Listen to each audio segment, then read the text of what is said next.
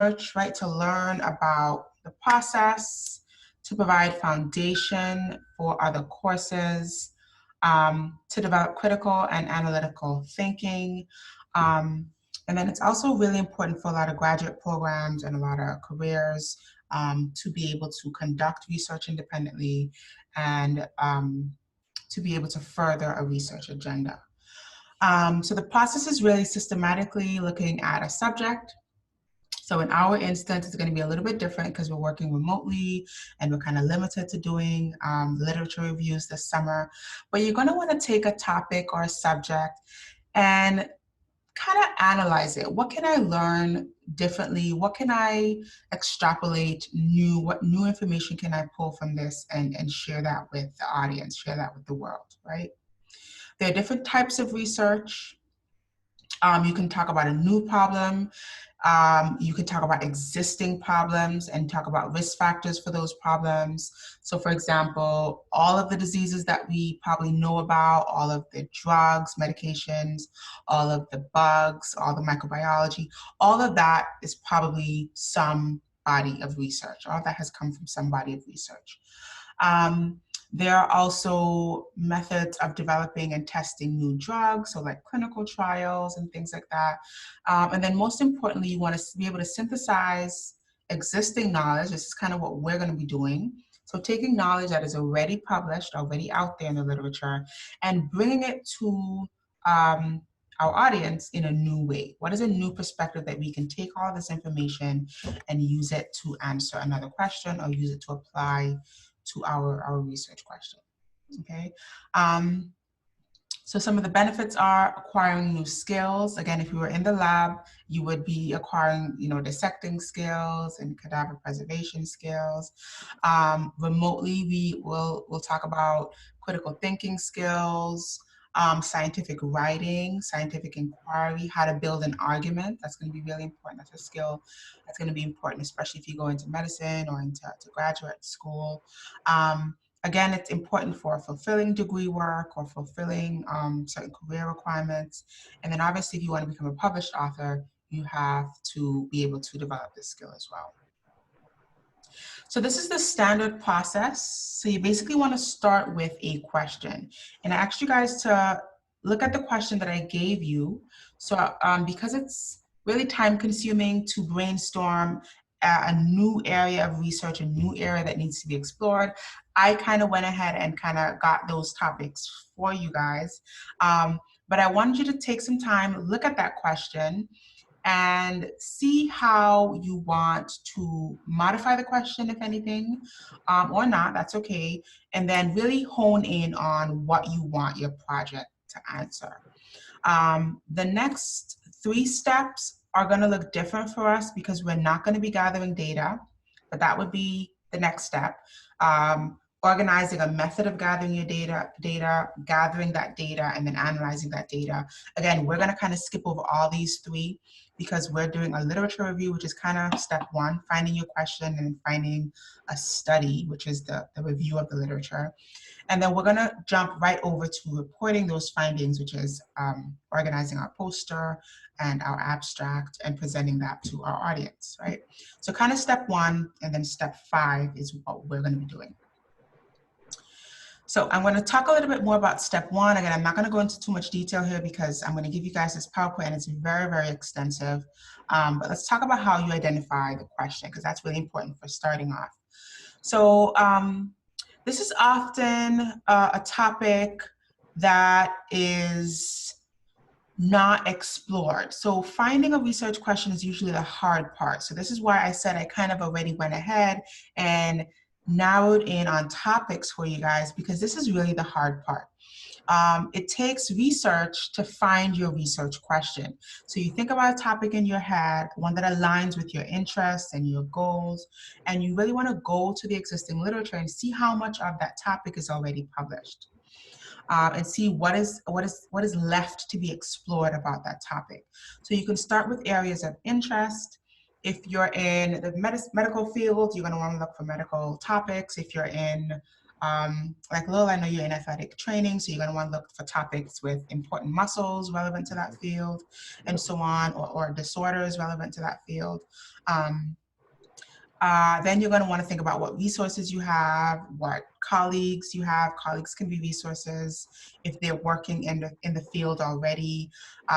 Cadavers can be resources. So we're going to narrow our project down to things that are going to be that we're going to be able to explore using cadavers. And then you're going to want to go to the literature. So you're going to skim abstracts, journals, books, other articles, and this is where you're really going to hone in on what is still left to be explored about this topic that you're interested in, and how you can bring some new light to the topic, or expose different gaps in the literature. Okay. And then obviously you're going to want to keep it to things that you're interested in, because that's where it's going to get boring. If you're not interested in the topic, it's going to get boring. You're not going to want to, follow through.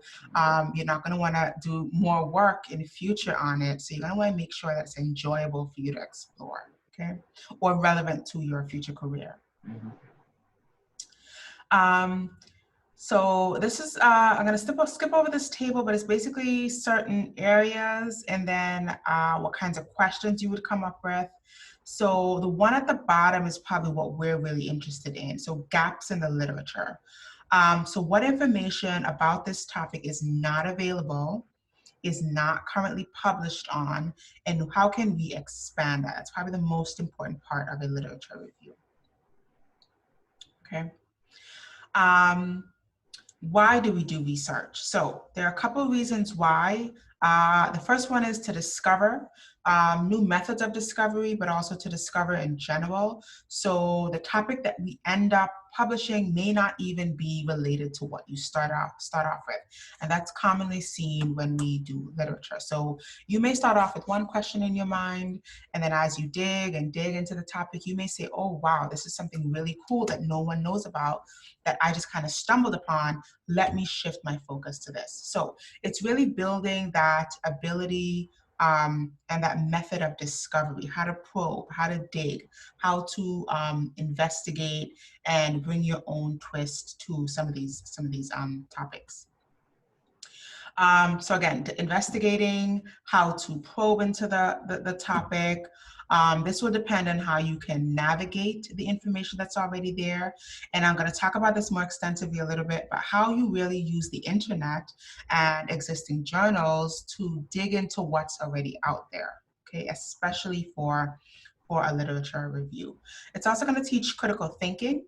So how to take what you know, or take a question that you don't know, and design a project to answer that question, and then how to use that design to gather some data, and then how to analyze that data to come to a conclusion. So all of that is what we call critical thinking. And critical thinking is something that you do on a daily basis, right? If I'm trying to figure out the fastest way to get to a supermarket, maybe I'm going to drive one way one day, I'm going to time myself. I'm going to drive the other way another day, I'm going to time myself.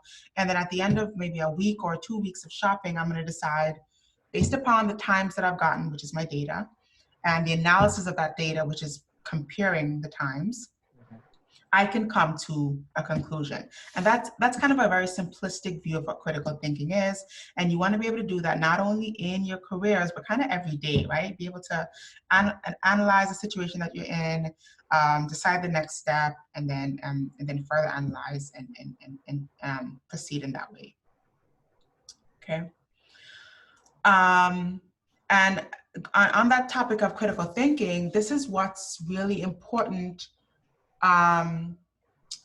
in terms of building an argument. So a lot of the times people throw around loose ideas, because of opinions or because of things that they read on a blog or someone else said. Critical thinking allows you to say that, I have investigated the source of this information. I can make a critical decision based upon where this information is coming from.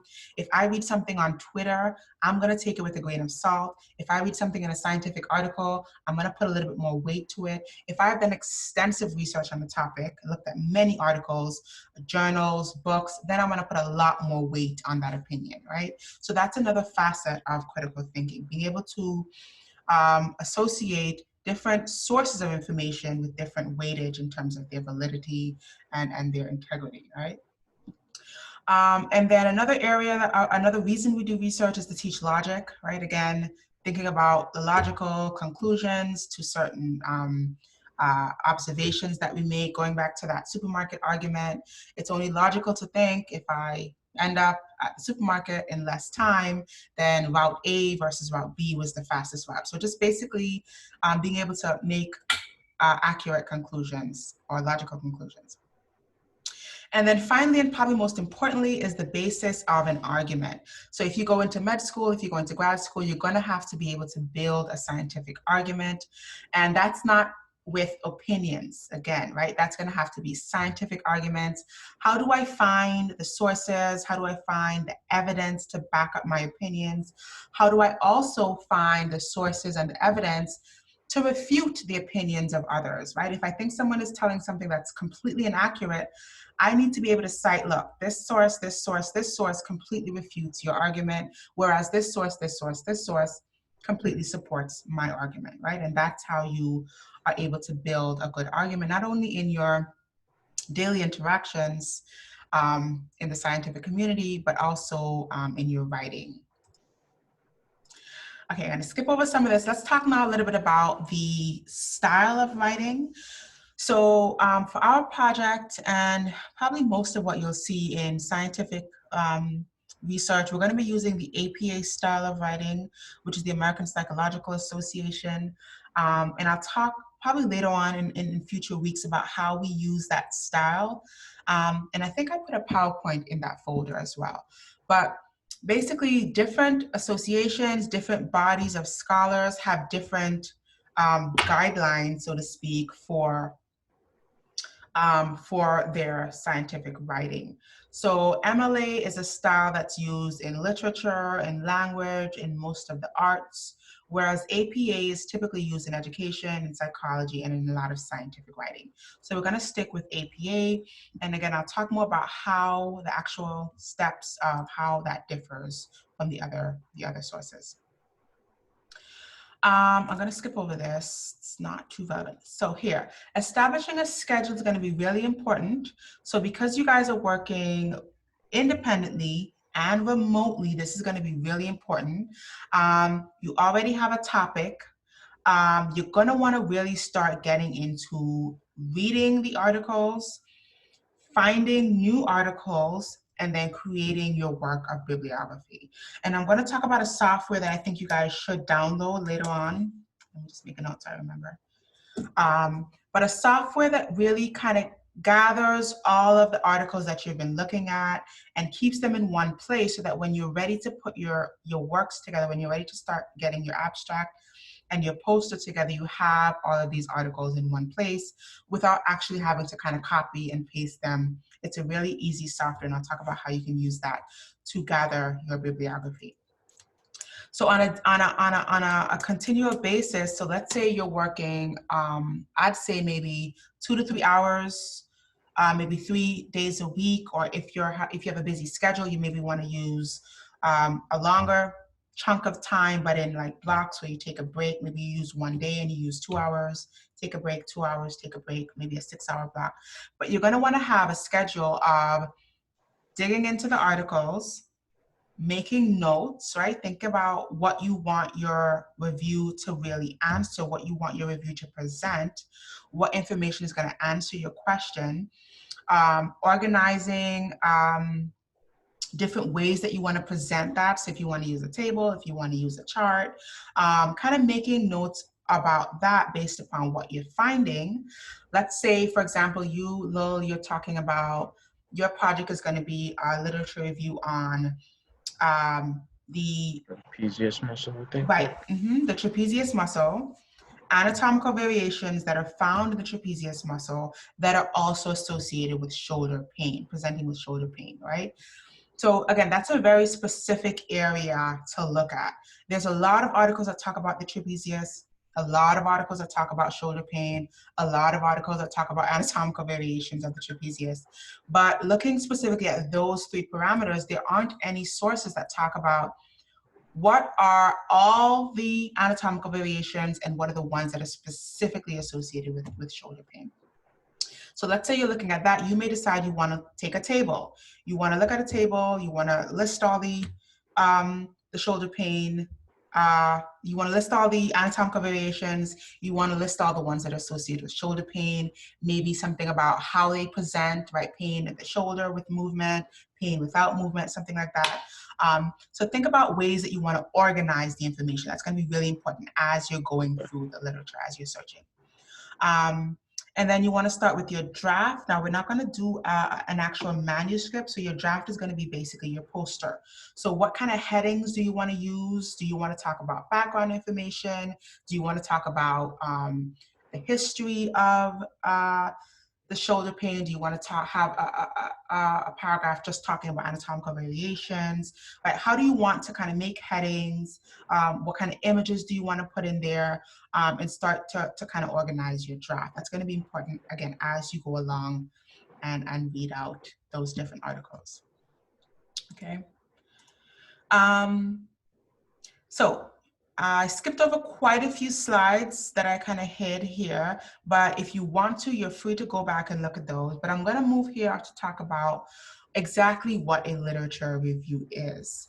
So it's really background reading on the topic. So review of the literature is not only a method of research in its own, but it's also the first step that you take in any research project. So even if we were doing a scientific project, even if we were gathering data, we would still start with a review of the literature. But for our purposes, because we're only going to be looking at a literature review, that's kind of all we're going to do, right? Reviewing the literature. So you start with informal sources. This could be things like blogs, this could be YouTube videos, this could be web articles, magazines, and then you move on to more formal reports like journal articles, abstracts, and then eventually full scientific articles. So yeah, we want to start off with abstract databases. You can typically find these with a quick Google search. Google Scholar is a good place to start. I'll talk about some other databases that are really good. But you start off with just the abstract. So the abstract is a quick paragraph. It's a summary of what the article is about. And that's where you really want to start. You don't want to read a full article if it has nothing to do with your project. So you want to look at the abstract. The abstract is going to tell you what the paper is about, who the intended audience is, right? What was the gap in the literature that this article is going to solve or attempt to shed some light on, and then it's going to tell you what the findings were. So you want to look there first to see if this is going to be relevant. And then you may want to kind of move it into a must read, may read, or don't read kind of a classification, and then you kind of move on to more articles. Then you eventually want to work your way up to full text articles. This is where you're going to read through the full article. You're going to want to look here through journals, e-journals. I'll talk about our library database and how to navigate that to do some more in-depth searching. You can also look for web-based databases like PubMed, which will give you free access to some of their articles. You can look into actual physically going into the library, which may not be our best choice, just because of everything going on now. But that is one way, like looking for physical books. But there are ebooks that may be available on our library database, and you can email authors. That's kind of more if it's a more emerging field of data. Let's say aging is a really emerging theme. You may want to reach out to the individual authors who are probably in the throes of the research and are actively doing research in the moment and don't have much published data, and you probably want to reach out to them individually, which again probably will not be our scenario. Okay, so you want to start by reading the abstract. That's the summary. You want to look at the tables and figures that are presented, and then if it's necessary, you want to read the full article. If this article is really relevant to what I'm talking about, really going to be important to answering my research question, I'm going to read through the full article. But if it's not, I'm going to probably skim through the article, and I put a PowerPoint in our folder that talks about how you want to decide whether or not you want to speed read, or you want to kind of more detailed read, or you want to kind of skim. But you probably want to skim through the article, find the areas that are relevant to what you're trying to find, and make notes on those areas, okay?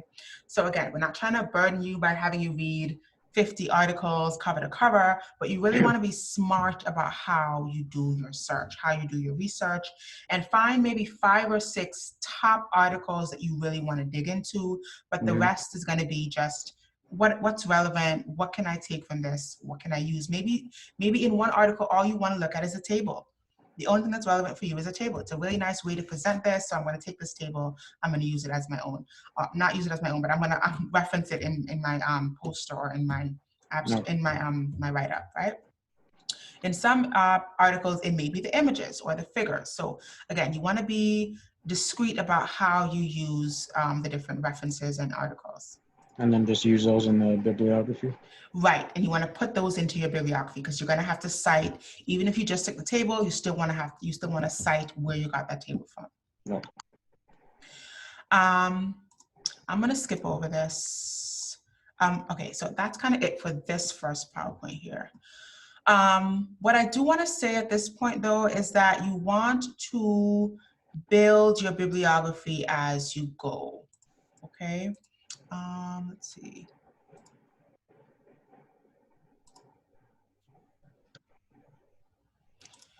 So I'm gonna show you a software that I have that I think you should, it's called Zotero.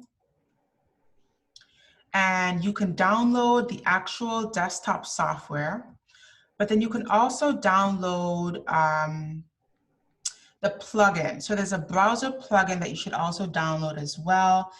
And this is the plugin. So let's say I'm looking on, let's go to Google Scholar.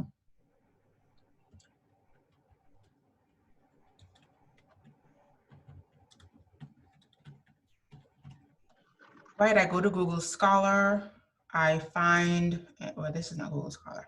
Right, so I find an article, I think it's relevant, I want to kind of bookmark it. All you would do is click this tab and it will automatically save it to your library.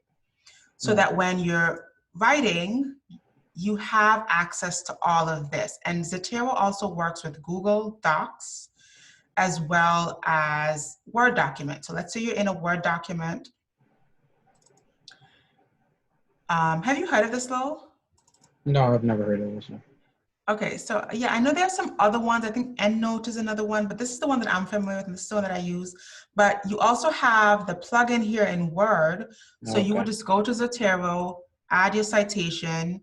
You can choose what style you want. So I'm gonna go with APA. And then it'll bring up a list. I'll probably search here. It'll bring up all the articles that are relevant or that have this spelling. I'll look for the author, and then it'll put that in for me automatically. And then it'll also put a bibliography, okay? If you add the bibliography.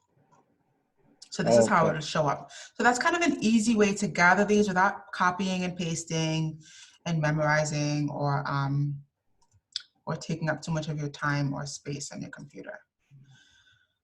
Alrighty. So if I could download it on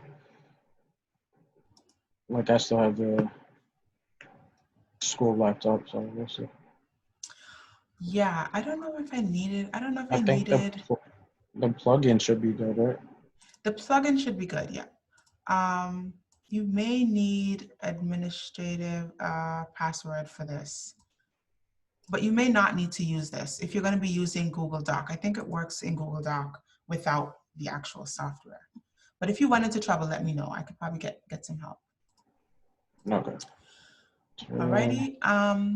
It's been added to my Chrome. Let's see if it works. Yep, it works. Okay, good. That's good. Alrighty. Oops, this keeps. That's very helpful though that it does your citations for you. Yeah, it's really helpful, and you don't have to worry about knowing this, memorizing this, the style, like what APA is and anything like that. And it always updates if the APA style changes, which it has recently.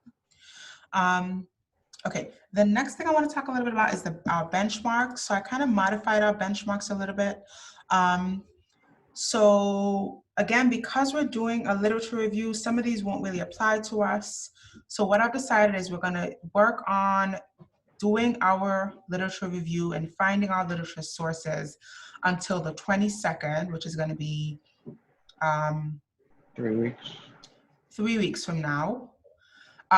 In that time, you're also going to be thinking about how you want to organize your data, how you want to, data, how you want to organize your findings, how you want to organize your poster, the headings, what images, what tables you want to use, and so on and so forth. And then on the 29th, I think we should be able to start organizing our draft. So we should show probably a week or so to organize our draft. And then by the following week or the following 2 weeks, have a completed draft, okay? Right, so what I will probably do next week is check in with you guys independently so I can offer you more like in detail or more specific feedback to your project and see if you have any questions. Now, the 3 things that I asked you guys to do for last week were to find keywords. So keywords are going to be really important to actually searching. And you don't want to be using things like long phrases or, you know, and but in your sentences. When you're searching for articles, you really want to keep it to the words that are relevant. So for you, Lil, that's going to be words like trapezius, right? Variation, pain, right? That's going to be a good key phrase. You're going to search that, and that's going to be good to kind of, what is it? Filter through, bring it down to the more relevant article. And then as you search this and you see what comes up, you can modify some of those words. Maybe you want to put anatomical in front of variation, and maybe you want to put shoulder in front of pain, right? And then that'll help you kind of even further narrow down on some of these. And then you want to kind of go through, talk about, sift out what is the article talking about and if it's relevant or not. Okay. Now I want to talk a little bit here about our library database. So let's see. If this thing will not be here, let's go down, okay. So you guys should have access to the library database. Here's kind of the home page. These are some of the pops. So let's go to articles. So these are some of the main articles and kind of what they're useful for. And this is the journals from A to Z. So the journals that the school has a subscription to from A to Z can be found here. But where I would encourage you to start is Solar. So you can go back to the home page, you can click on Solar, or you can just type your keywords right in here and start your search that way. So I'm going to go to Solar. This is probably going to be one of the good starting places. I'm going to start with a few words. And then I'm going to see what comes up. Oops. I'm going to see what comes up from there. And then I'm going to go on and continue to narrow down my search. Now, this is nice because, again, this gives you the full article. So when you are looking for articles that you want to read through the entire article, this is probably where you're going to search. You click on the article, and I think there are a few ways that you can get to the PDF, so you can save it for future reference. You can also click on Zotero, click on that tab that I talked about earlier, and save it right away. And kind of sift through later on. You can also just skim through the abstract and decide whether or not you're even interested in it or not, okay? Another very, very important aspect of your search is looking at the references and the bibliography of articles that you come upon. So for example, let's go back here. Let's say I looked at this article. I'm going to go to the bibliography of this article, and this is kind of where I'm going to find other interesting articles. So this is really important for finding or expanding your research, your literature search, without really having to do much of the heavy lifting. So you look for really good articles, and then you look at their references, and you can find links to other relevant articles. Now, again, you're gonna wanna sift through and find if the abstract is relevant to you, but this is a good place to kind of start off as well, okay?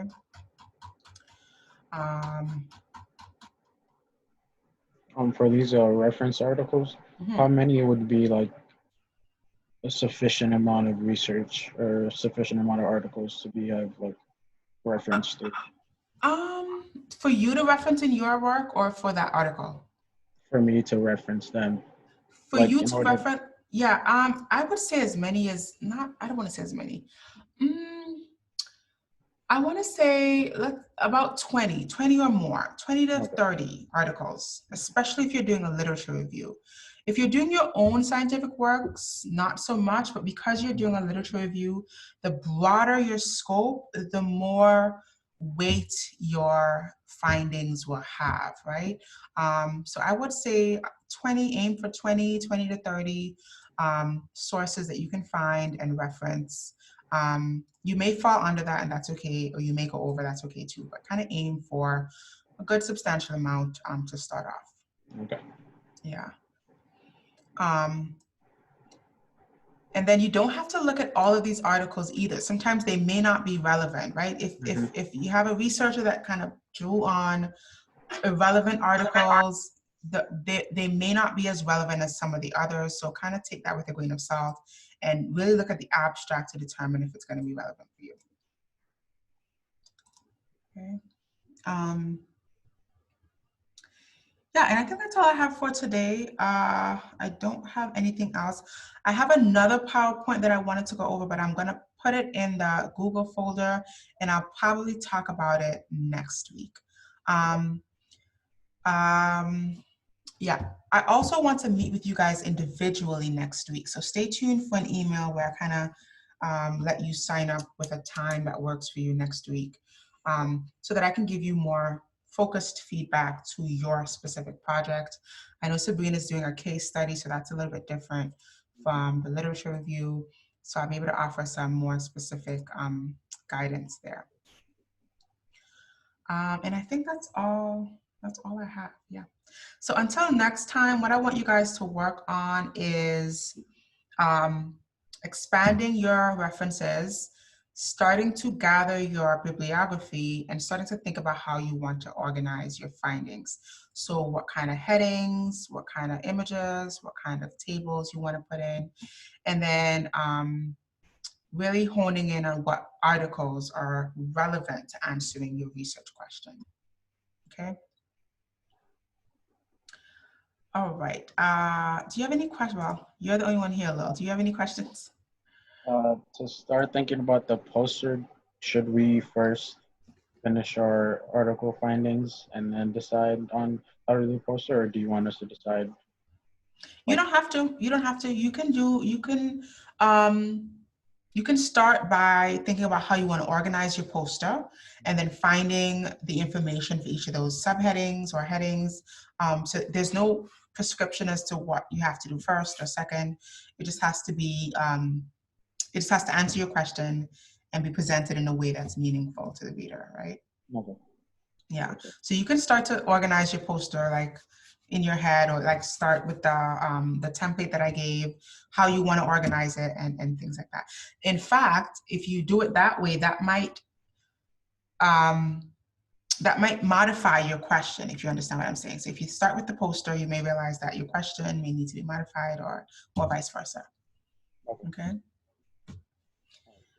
Yeah. So if you have any questions in the meantime until we meet next week, reach out to me via email or anything, or let me know if you have any stumbling blocks, or if you run into any trouble. So basically, look for your articles, Find your bibliography, get your bibliography together, and then start thinking about how you want to organize your poster. Alrighty? Okay. Take care, Lil. I'll see you next week. Stay safe and out of harm's way. And I'll talk to you guys next week.